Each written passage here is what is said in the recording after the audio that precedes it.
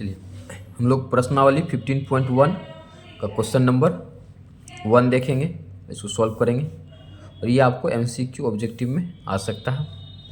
तो ध्यान दीजिएगा कि सबसे पहले कहता है कि निम्नलिखित कथनों को पूरा कीजिए। पहला क्वेश्चन है आपके पास, घटना ई की प्रायिकता प्लस घटना ई नहीं की प्रायिकता डैश होगी। ठीक है, तो ध्यान दीजिएगा फर्स्ट में क्या कहता है, तो घटना ई की प्रायिकता यानी कोई भी घटना है ई, उसका प्रायिकता यानी प्रोबेबिलिटी ऑफ ई प्लस घटना ई नहीं, ये प्रोबेबिलिटी ऑफ ई नहीं, तो ई नहीं हम इस तरीके से इंडिकेट करते हैं। तो इस दोनों की प्रायिकता प्लस दिया हुआ, तो वो क्या होगा, तो पीई प्लस पीई नोट जो है वो होता है क्या चीज 1।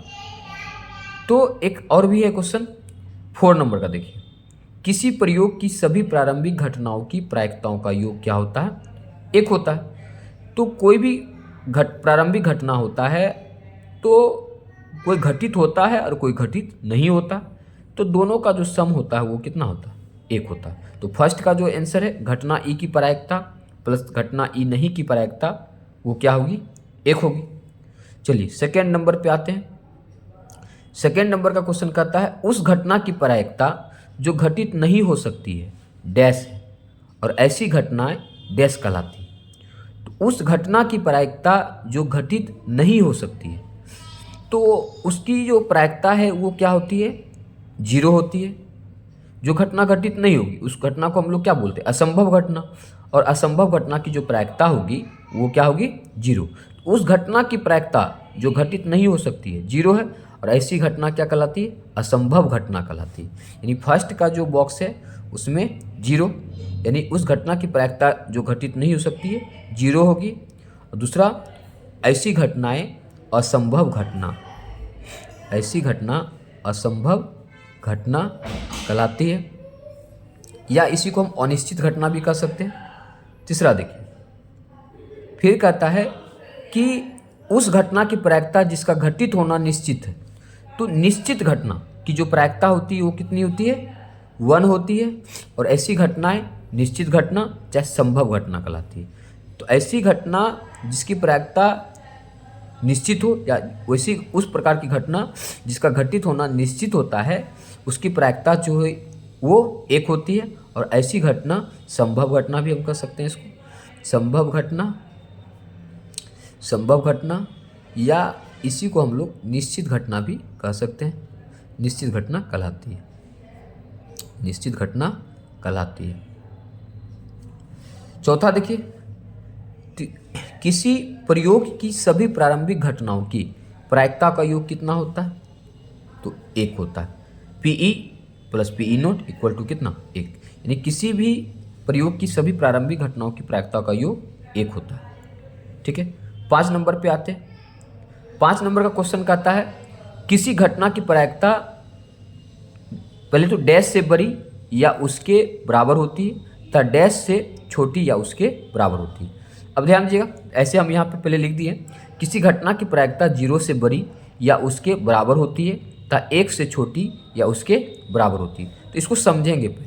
देखिए किसी घटना की प्रायिकता, जो घटना होता है तो कभी कभार क्या होता है, अभी देखें कि कुछ घटना जो होती है असंभव होती है, असंभव होती है, और असंभव घटना की जो प्रायिकता होती है, असंभव घटना की जो प्रोबेबिलिटी होगी, प्रायिकता होगी, वो होती है 0 होती है। और जो संभव घटना होता है, संभव घटना होता है उसकी जो प्रायिकता होती है, ये क्वेश्चन नंबर 5 के लिए 5 के लिए बता रहे हैं, ध्यान दीजिएगा। तो संभव घटना की जो प्रायिकता होती है वो होती है कितना, 1, और भी घटना की प्रायिकता निकलती है, तो उसका जो वैल्यू होता है तो वो क्या होता है, तो ध्यान दीजिएगा, असंभव घटना से संभव घटना के बीच ही किसी भी घटना की प्रायिकता होती है। तो हो सकता है 1/2, 2/3, 3/5 इस तरीका से निकले। तो जो प्रोबेबिलिटी होती है, यानी किसी घटना का जो प्रोबेबिलिटी निकालते हैं जैसे पीई, तो ये किससे बड़ी होती है, तो यदि असंभव घटना है तो वो 0 के बराबर होती है, यदि असंभव घटना नहीं है तो वो 0 से अधिक होगी, यानी प्रोबेबिलिटी जो है ई की घटना की जो प्रायिकता होगी वो 0 से बड़ा होगा चाहे 0 के बराबर होगा। लेकिन अब मान लीजिए कोई निश्चित घटना है, तो निश्चित घटना है तो उसका तो प्रायिकता 1 होगा, और निश्चित यदि नहीं है तो उस जगह पर क्या होगा, 1 से छोटा चाहे 1 के क्या हो बराबर। यानी पी जो है, यानी कोई भी घटना घटित होता है प्रायिकता में, तो प्रायिकता में जो घटित होता है एक लिमिटेशन होता है कि प्रायिकता का जो वैल्यू है वो क्या हो सकता है।